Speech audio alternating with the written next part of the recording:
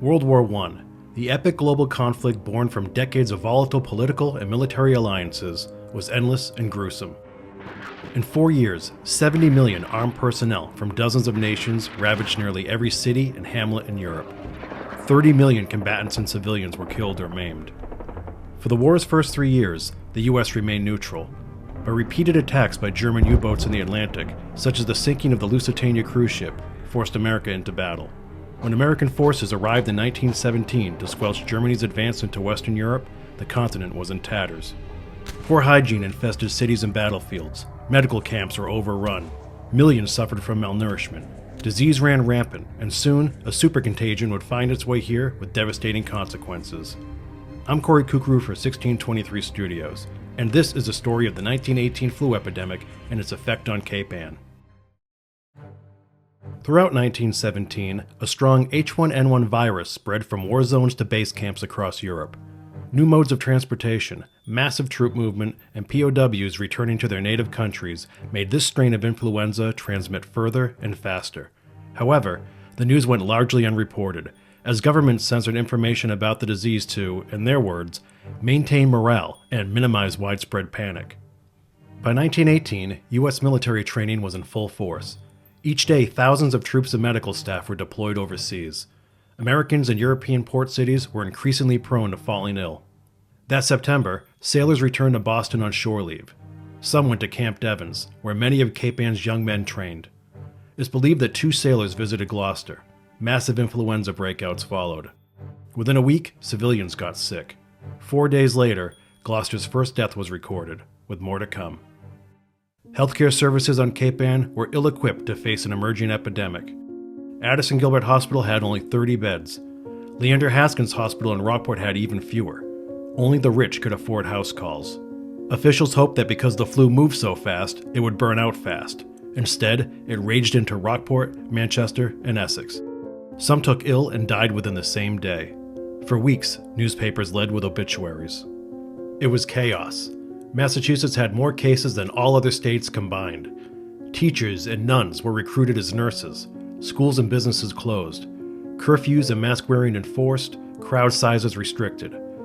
The Red Cross established an emergency hospital at the Gloucester police station, and a children's ward in the girls' club above Gloucester National Bank. The state urged all able-bodied persons to join the fight against the epidemic. Young women leapt into action. They volunteered as laundresses, ambulance drivers, and an improvised occupation, nurses' aides. Soup kitchens popped up and delivered meals to the sick and poor. Governor Calvin Coolidge begged President Woodrow Wilson for help. Washington, already dealing with Gloucester's financial appeal for vessels sunk by submarines, lent military nurses to take over local care. It was the first time women were given the rank and pay of lieutenants. 10 angel nurses from Ontario, Canada joined the effort. They were all that kept the makeshift care system intact.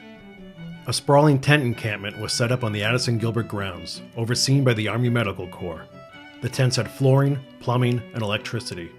For cleanliness, nurses walked on wooden boardwalks along the tents and wore wire-frame masks with cloth that didn't touch their noses or mouths. Nurses' aides washed the masks every 2 hours. In Rockport, women held countless fundraisers to maintain the Haskins Hospital on Summit Hill. And in Manchester, the Visiting Nurse Association, established at Horticultural Hall on Summer Street nearly a decade before, visited patients by bicycle to deliver meals and administer care. Incredibly, 2 things spared Cape Ann from further catastrophe: timing and geography. When the flu arrived, summer residents had already gone home, and signature nor'east sea breezes circulated fresh air through the peninsula. There were no antiviral drugs to treat the virus, nor antibiotics for infections. The open air, it was believed, was the best remedy. By mid-October, 6 weeks after the Boston sailors arrived, the outbreak subsided. Closures were lifted and schools reopened. When the situation was deemed under control, nurses followed the flu westward. On November 11th, the armistice with Germany was signed. Between the epidemic and the war, it's impossible to calculate a final death toll. But over a third of the world's population, hundreds of millions of people, were afflicted. Tens of millions died. By winter, 4,000 Cape Anners were ill and 300 dead. Steps were taken to ensure the region would be better prepared for a pandemic. For the first time, schools hired nurses to visit sick students at their homes. A contagious diseases hospital called Braywood was built on Gloucester's Essex Avenue. By the spring of 1919, there were no new cases. Folks socialized again. The war ended, the flu passed, and people weren't enveloped with grim media reports from around the world. Cape Anners flooded theaters, cafes, and ice cream parlors. Gloucester officials realized that in order to thrive and support infrastructure, they must embrace tourism. Talks began about industrializing Cape Ann. More roads would be built for automobiles. Maybe a bridge spanning Annisquam River would draw wealthy residents. There was also a celebration to prepare for, as 1923 would mark Gloucester's 300th anniversary.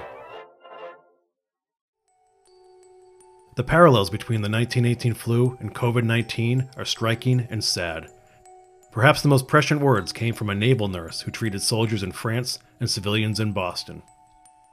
The lack of doctors terribly burdened civilian life.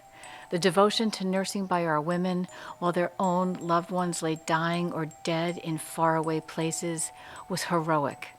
Many were untrained, yet rushed to deliver babies, dress wounds, work without sleep. I saw dreadful things and fear I will never be who I was before this warring campaign and God-forsaken disease. May we never forget the sacrifices of our men and women. I pray that thoughtful leaders and new medicines will prevent such horrors for 100 years or more.